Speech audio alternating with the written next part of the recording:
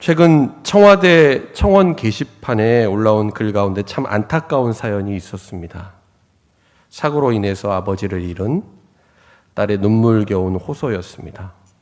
50대 가장이었던 이 아버지는 코로나로 인해 불황을 겪으면서도 늘 열심히 성실하게 치킨집을 운영했다라고 합니다. 그날 밤도 아버지는 저녁 식사도 하지 못한 채 마지막 배달을 하러 가는 중에 참변을 당했고, 어머니는 배달을 나갔다가 돌아오지 않는 남편을 찾기 위해서 나갔는데 가게 근방에 부서진 오토바이만 덩그러니 남겨져 있는 것을 발견하게 됩니다. 뒤늦게 경찰의 도움으로 구급차가 이송된 병원에 갔지만 남편은 이미 세상을 떠나고 말았습니다.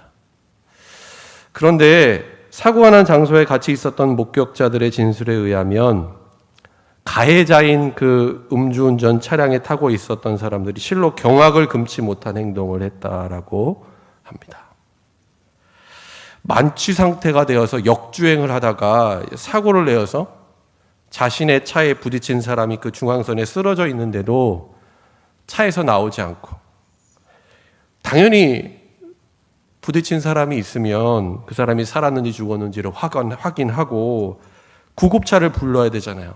그런데 뻔뻔하게도 변호사에게 전화를 걸어서 사고에 대한 책임과 처벌을 모면하려고 했다라는 것입니다. 고인의 딸과 유가족들은 아직도 제대로 된 사과를 받지 못했고, 이처럼 반성과 사과가 없는 가해자들이 뻔뻔한 그런 모습들을 보면서 고인의 안타까운 죽음이 헛되지 않도록 가해자들이 반드시 법을 통해서 응분의 처벌을 받을 수 있기를 게시판의 글을 통해서 국민들에게 호소를 했습니다. 보통 이런 기사들을 우리가 보게 되면 이런 비양심적인 가해자들이 어떻게 할까요? 자신들의 잘못을 잘 인정하지 않습니다. 핑계와 거짓말을 하죠. 그리고 대개는 이런 말들을 많이 합니다. 심신미약, 이런 상황들을 말하면서 정상 참작을 통해서 감형을 받으려고 하는 경우가 많죠. 아직 그 재판에 대한 판결이 나지는 않았지만 그 귀추가 주목되고 있습니다. 이처럼 세상에서는 법을 악용해서 잘못을 한 사람이 합당한 처벌을 받지 않는 경우도 있고, 도리어 억울하게 선의의 피해를 입는 사람들이 있습니다. 비일비재하죠. 그런데 이것은 예나 지금이나 상황이 크게 다르지 않음을 알 수 있습니다. 그래서 구약 성경을 보면 이러한 경우에는 다음과 같이 하라라고 하는 하나님의 법과 원칙이 말씀 가운데 제시되고 있습니다. 레위기 24장 17절로 22절 말씀을 보면 이런 말씀이 나옵니다. 우리 같이 한 절씩 교독해서 읽도록 하겠습니다. 사람을 쳐 죽인 자는 반드시 죽일 것이요, 짐승을 쳐 죽인 자는 짐승으로 짐승을 갚을 것입니다. 사람이 만일 그의 이웃에게 상해를 입혔으면 그가 행한 대로 그에게 행할 것이니,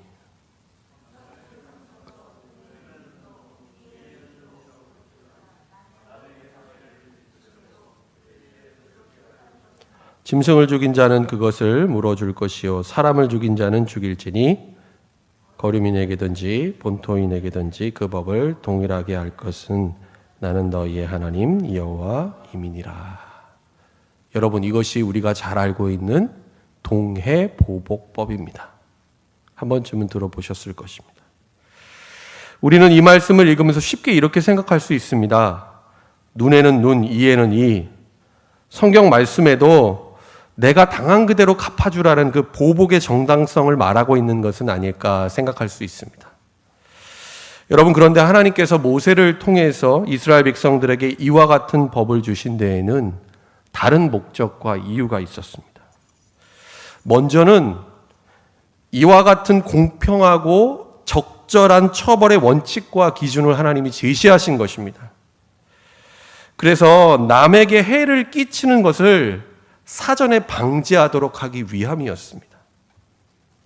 그리고 무엇보다 이 법을 통해서 가해자나 피해자나 모두에게 일어날 수 있는 보복의 남용, 그리고 보복의 악순환을 막기 위해서였다라는 것입니다. 당시에는 신분사회였기 때문에 종과 노예, 나그네와 같은 사회적인 약자들이 분명 존재했지만 말씀에 보면 신분과 지위 고하를 막론하고 이 법은 적용되었음을 우리는 알 수 있습니다.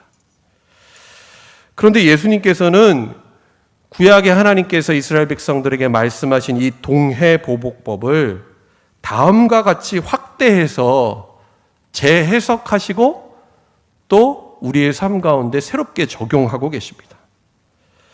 우리가 잘 알고 있는 마태복음 5장 38절로 44절의 말씀입니다. 같이 한 절씩 화면을 보면서 읽도록 하겠습니다. 또 눈은 눈으로 이는 이로 갚으라 하였다는 것을 너희가 들었으나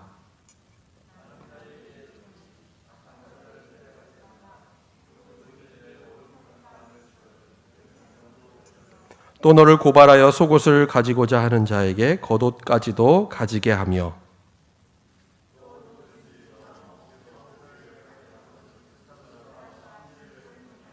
내게 구하는 자에게 주며 내게 꾸고자 하는 자에게 거절하지 말라. 원수를 사랑하라.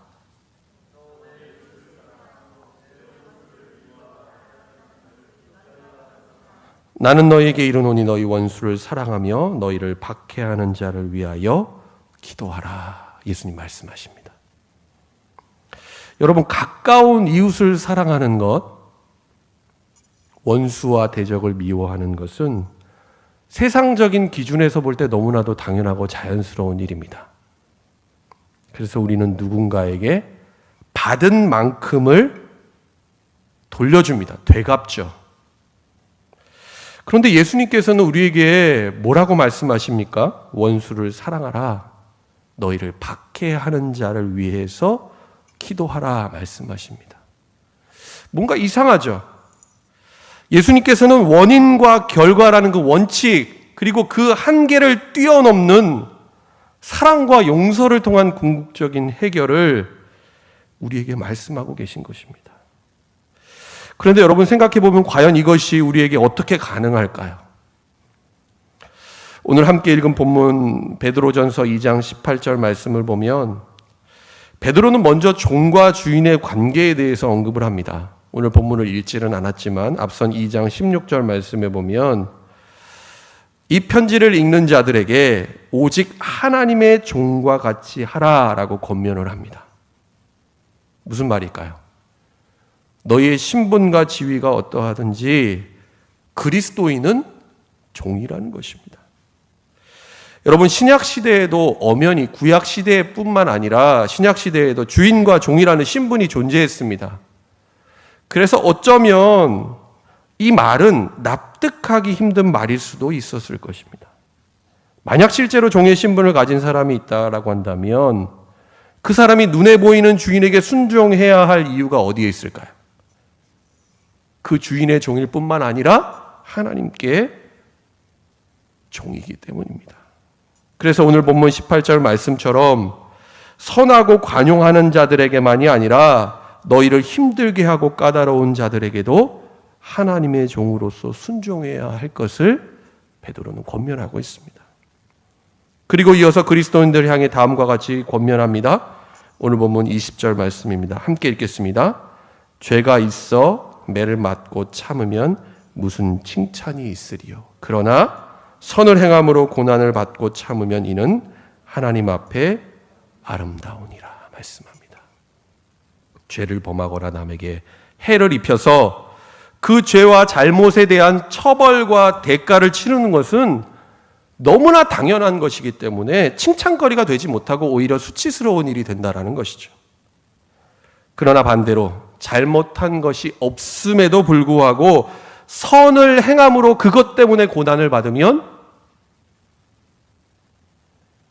그리고 그 고난을 참고 하나님의 종으로서 순종하면 하나님 앞에서 아름답고 은혜로운 것이 된다 말씀하고 있습니다.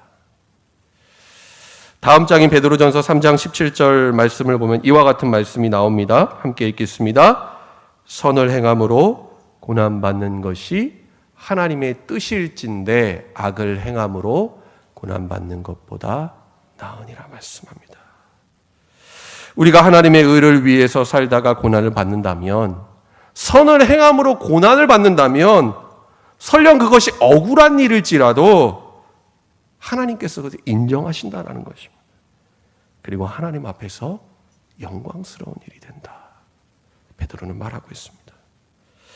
그리고 베드로는 그리스도인들을 향해 하나님께서 너희를 부르신 목적과 이유가 바로 여기에 있다라고까지 말하고 있습니다.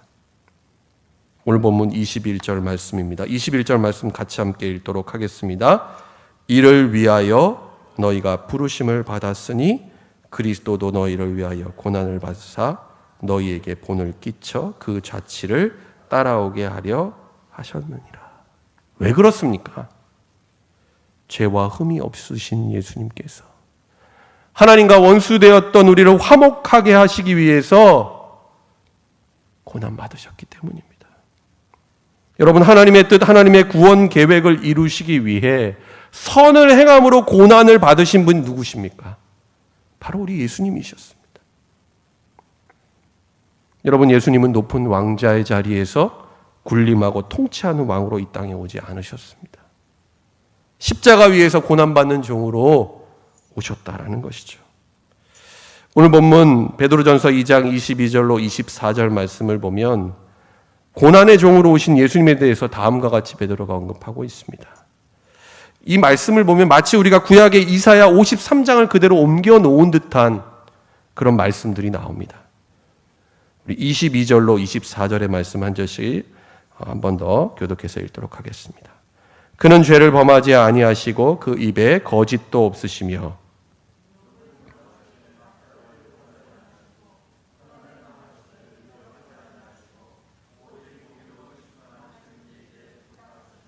친히 나무에 달려 그 몸으로 우리 죄를 담당하셨으니 이는 우리로 죄에 대하여 죽고 의에 대하여 살게 하려 하심이라. 그가 채찍에 맞음으로 너희는 나음을 얻었다. 아멘. 여러분, 예수님은 죄와 거짓이 없으셨습니다. 그렇죠? 그럼에도 사람들에게 온갖 모욕과 수치를 당하셨습니다. 고난을 당하셨습니다. 그렇지만 예수님 어떻게 하셨습니까? 이들과 맞서지 않으셨습니다. 오늘 본문의 말씀처럼 공의로 심판하시는 하나님께 모든 것을 의탁하셨습니다. 무엇보다 친히 십자가에 달려 우리의 죄를 담당하셨습니다. 우리로 하여금 죄에 대하여 죽고 의에 대하여 살게 하시기 위해서, 우리를 구원하시기 위해서 예수님 십자가에 달려 죽으셨습니다. 여러분, 만약 우리가 하나님과 우리 사이의 관계에 있어서 앞서 언급했던 인과응보, 동해보복의 원리를 적용해 본다면 여러분, 우리는 하나님의 진노와 심판 가운데 다 죽어 마땅한 그런 죄인들입니다. 그런데 예수님께서는 이런 우리의 죄를 친히 담당하셨고 우리가 받아야 할 그 형벌을 십자가에서 담당하셨습니다. 지난주 금요일 우리가 이런 말씀을 나누었죠. 우리는 예수 그리스도를 통해서 하나님의 소유가 된 백성이 되었다라는 그런 말씀을 나누었습니다. 그리고 우리가 가지게 되는 자존감, 이와 같은 정체성의 근거는 어디에 있는가? 우리 자신에게 있지 않고 바로 예수 그리스도의 십자가에 있다라고 말씀을 드렸습니다. 여러분, 우리는 예수님의 십자가, 주님이 우리를 살리시기 위해 고난받으시고 죽임당하신 십자가의 사랑, 십자가의 그 은혜로 구원받은 사람들입니다. 그런데 여러분, 예수님의 십자가는 단지 우리가 예수님을 통해서 받게 된 이와 같은 구원의 결과, 구원의 성취만을 의미하지 않습니다. 이제는 예수 그리스도의 십자가를 통해서 죄사함 받고 구원받은 우리가 그리스도인으로서 어떠한 삶을 살아야 하는가, 무엇을 따르며 어떻게 살아야 하는지를 우리에게 분명히 제시하고 있다라는 것입니다. 오늘 본문 21절 하반절 말씀 한 번 더 보시기 바랍니다. 그리스도도 너희를 위하여 고난을 받으사 너희에게 본을 끼쳐 그 자취를 따라오게 하려 하셨느니라. 아멘. 그러므로 오늘 본문에서 우리에게 말씀하고 있는 그리스도인의 또 다른 정체성은 바로 예수님이 우리에게 십자가를 통해서 본을 보여주신 고난의 종입니다. 여러분, 그런데 우리가 어떻게 예수님처럼 고난의 종으로 선을 행함으로 고난을 받을 수 있겠습니까?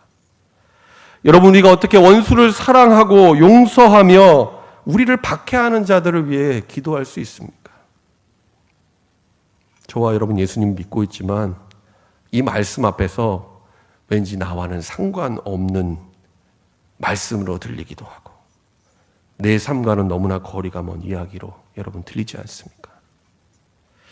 여러분, 우리는 받은 만큼 그대로 되갚아 주어야 직성이 풀리고 어쩌면 이런 속담이 있죠. 대로 주고 말로 갚는다. 여러분, 이것이 우리의 죄인된 본성 아닙니까? 본래 우리는 결코 절대로 그렇게 살아갈 수 있는 사람들이 아니라는 것이죠. 그런데 이와 같은 우리들이지만 우리가 예수님이 우리에게 나타내 보여주신 십자가의 사랑, 우리를 대속하신 주님의 크고 놀라운 은혜를 깨달을 때, 그리고 살아계신 성령이 우리 가운데 부어지게 되면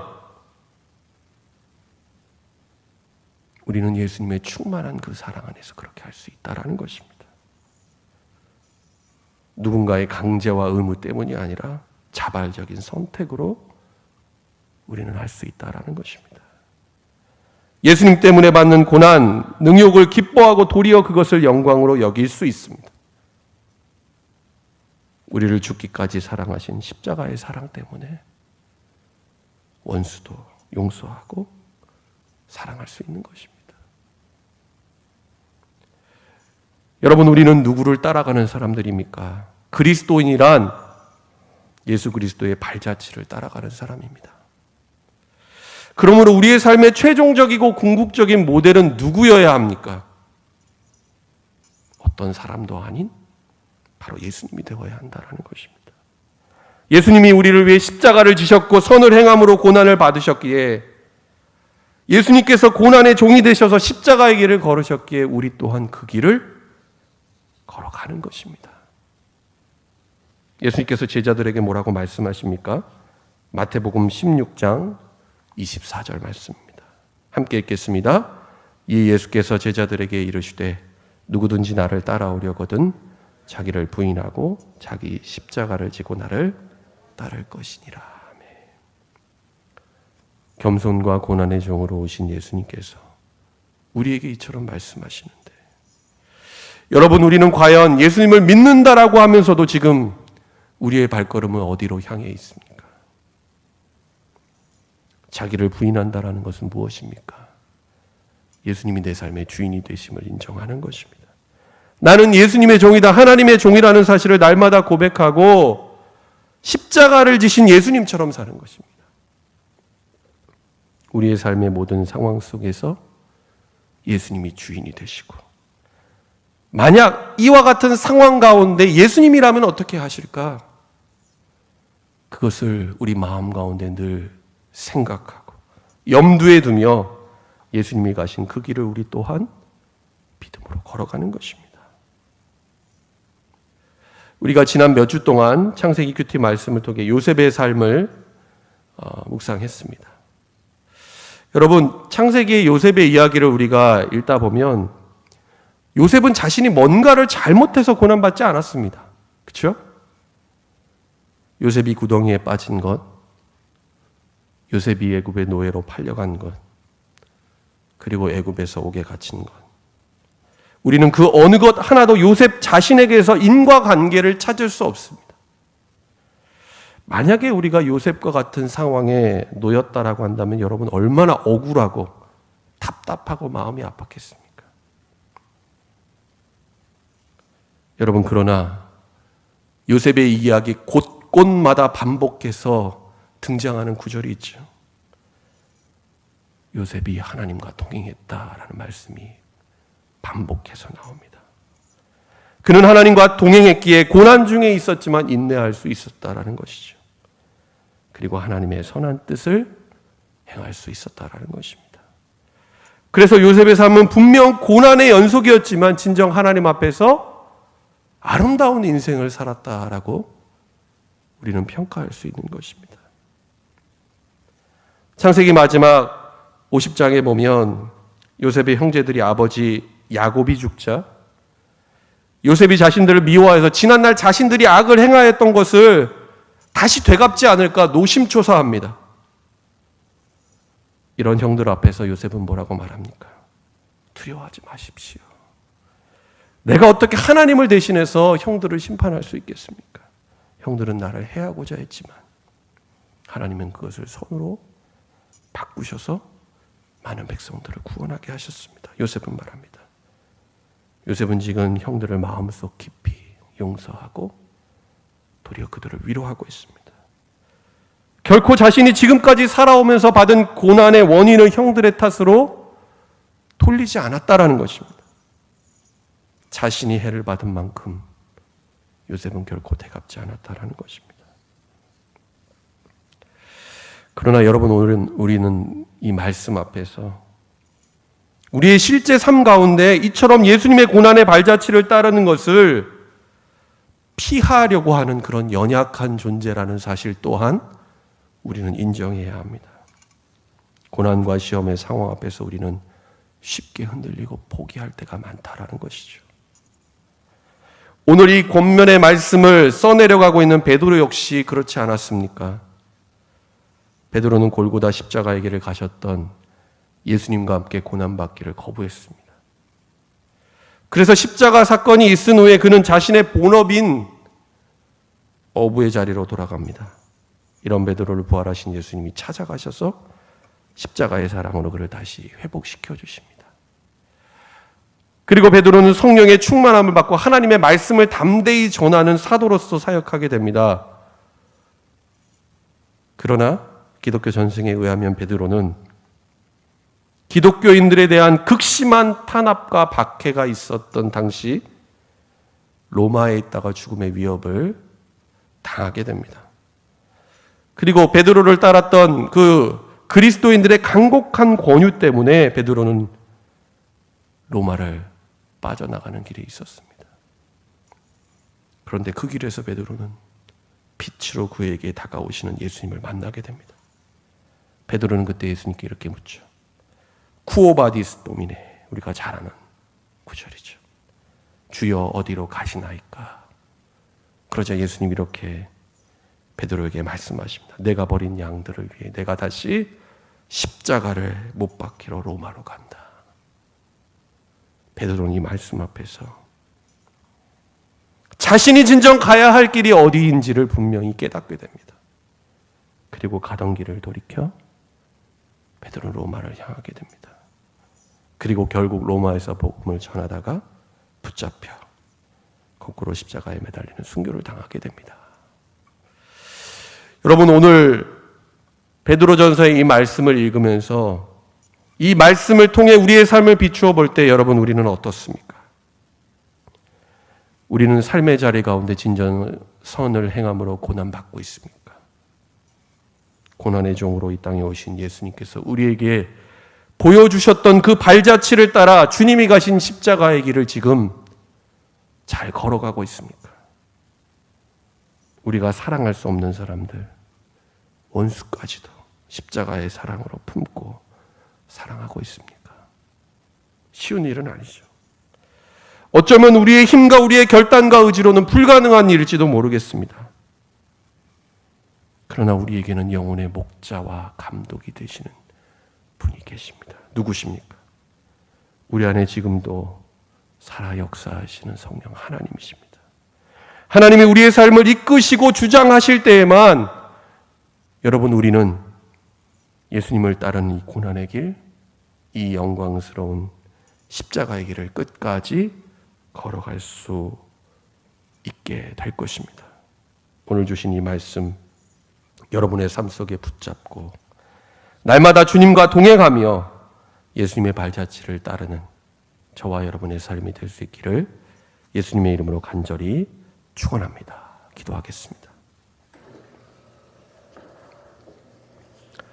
하나님 아버지, 오늘 주신 말씀을 통해 십자가의 사랑과 은혜로 구원받은 우리가 진정 따라가야 할 길이 무엇인지를 하나님 깨닫게 하심을 감사드립니다.